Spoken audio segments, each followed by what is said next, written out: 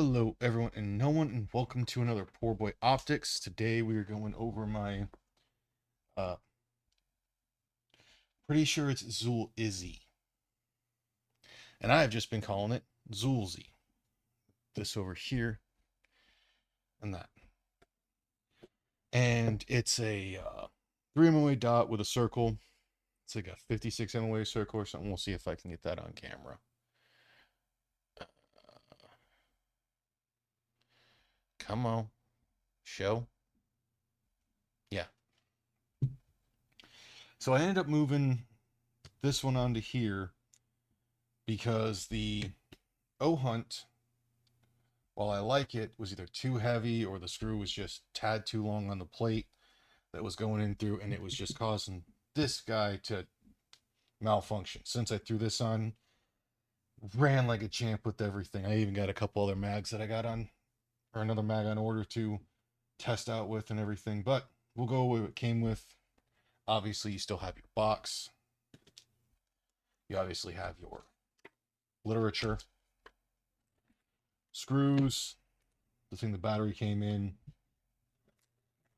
uh, a 1913 pick rail adapter or pick rail mount, a little more literature for how you can actually go through and do all your sighting and everything, your tools for install or adjustment of your windage and height, a microfiber rag because every optic has to come with one. So yeah, you probably got dozens of these. But again, great thing about it, another, from what I can tell, metal body optic. I also like that it can have the battery be removed uh, while it's still mounted, so you don't have to pull the battery out, or the whole optic off. So I originally had it on my G34 build, but decided to move it to a different one.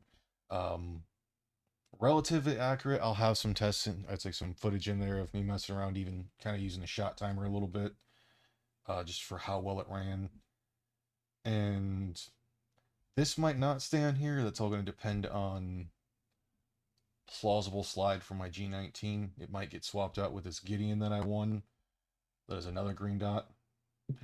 Uh, so one of the downsides of this is you cannot go through like a hollow sun and adjust it to where it is just the circle, just the dot, or both. It is always both. Believe it's got the shake awake. I have to reread it again. I don't really care as much. And obviously you have your adjustables on it to go through and change your increase your brightness or decrease your brightness, and left and right adjustment or windage, and then your elevation. Otherwise, yeah, it ran really good. I'm just a crap shot when it comes to a lot of things, so we'll see how this actually sounds. I think I said screws that it comes with. But yeah, so far from what I've seen, it's been another one of those ones that it's relatively inexpensive. This one cost me, I think, like 120 maybe, or no, it was 110 for something you could use on a carry gun that's not terrible in price. I know some people will say, well, why don't you just go with like a Trigicon or an aim point or a hollow sun like I have on my 34? Well, not everyone necessarily wants to spend 300 plus on the optic. And the nice thing about having the big old circle as well for some is it's a little easier to put on for closer range if you're going to be doing that. But it's nice to see that some of these lower optic or lower costing optics are actually performing pretty decently from what I've been seeing. I still got to do the one on the Vector. But I mean, you got to remember, freaking, what is it? 7 years ago, the Hollow Suns, they people were saying don't get them because they're Chinese garbage or whatever and everything, and now they're one of the most used beyond Trigicon, who has been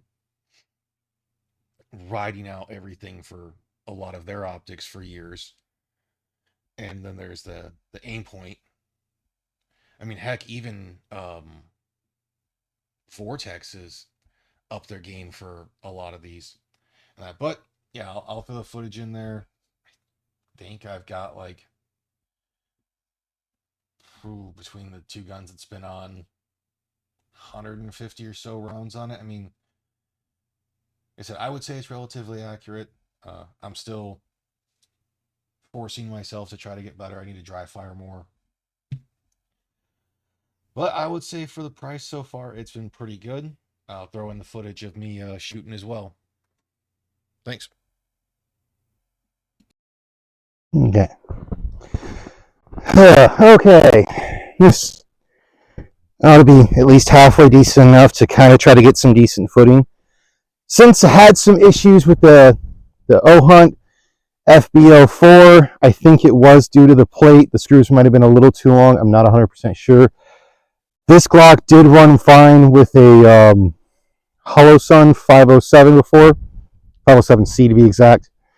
So we're switching to my Zulisy OAKc that I'd run a different gun before and was going good.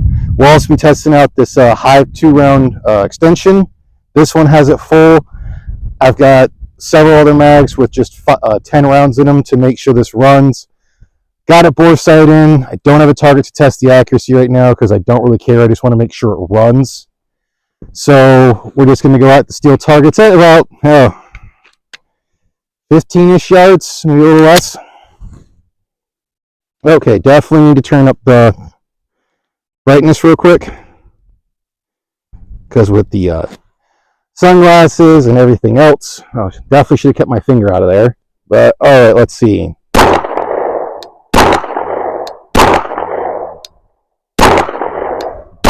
I am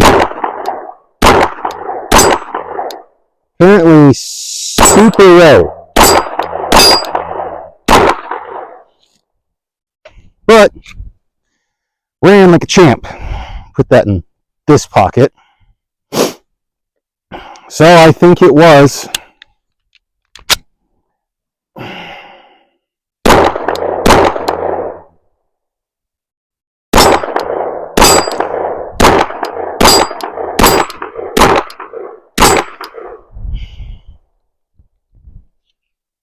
let me empty this thing first.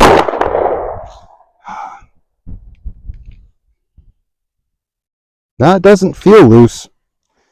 This thing is just not wanting to be accurate as all hell. It could be me shaking because of the cold.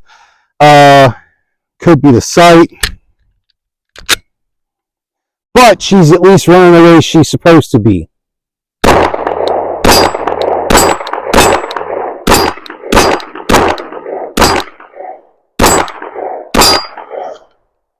Okay, yeah, this sight is definitely high. But God, I gotta get my finger out of that trigger hole. That is bad safety.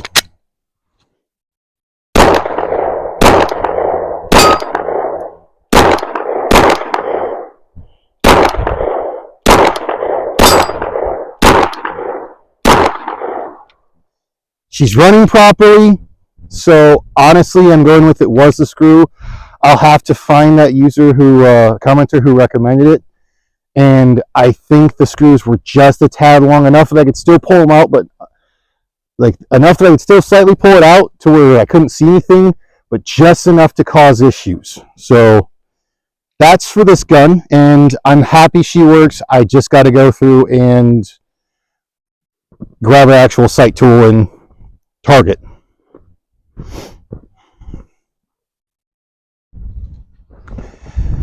Okay, so I believe I've got her about sighted in, at least left and right, not perfect for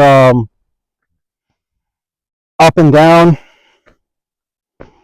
God, the more snow gets there, the more it just gets compacted in. So I'm going to try running a couple barrel drills. So I got some mags that are just 6 rounds because I suck at counting for some of these. And I don't let myself do what I'm supposed to. And we're going to do this to see how bad I am. I got to probably stop doing that, but I'm keeping my finger off the trigger, keeping it downrange. I'm fighting bad habits from just doing dry fire at my desk and arguing with stuff. So let's give it a shot.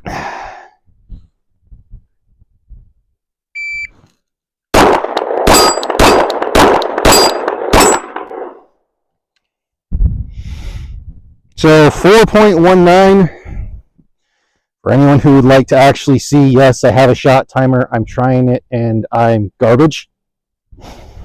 Now I have to go through the process of trying to get this thing back on my coat. So to be slightly unsafe, putting that in my pocket because I don't have a holster. Throw that back in. All right. That's why I left it locked open. So let's grab one of these ones with just 6 rounds. And see how bad I suck. Let's go with the right target.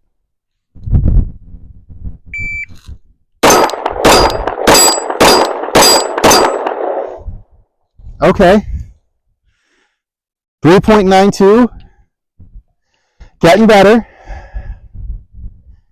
Now, not just trying for letting shit just rip down range. So, oh, this one has more. This one's got 1, 2, 3, 4, 5, 6, 7, 8, 9. So this time we're not doing a barrel drill. We're doing a 9-round mag dump. But I have been super happy that switching over to this site, the gun's been running properly. So let's go ahead and see how fast and accurate I can do 9 rounds.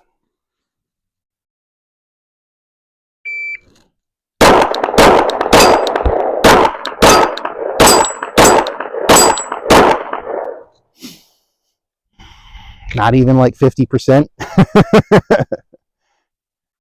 So you get better, you get worse, it goes back and forth all over the place. All right, let's do another 6 rounds. And that was 6.46. All right, let's try this again for funsies, because this has actually been more fun now that I've been understanding the shot timer. I still have a couple other guns to try this with.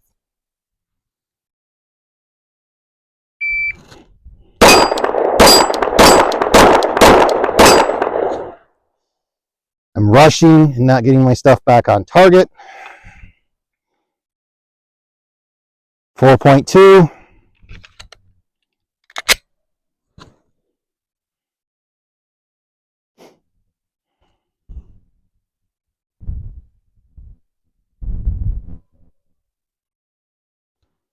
Guess I didn't hit the button properly.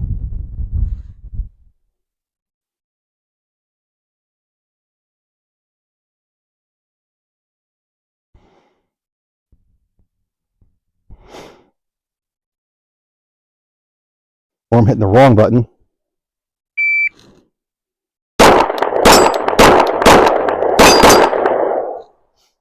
Well, got a double tap in there, but yeah.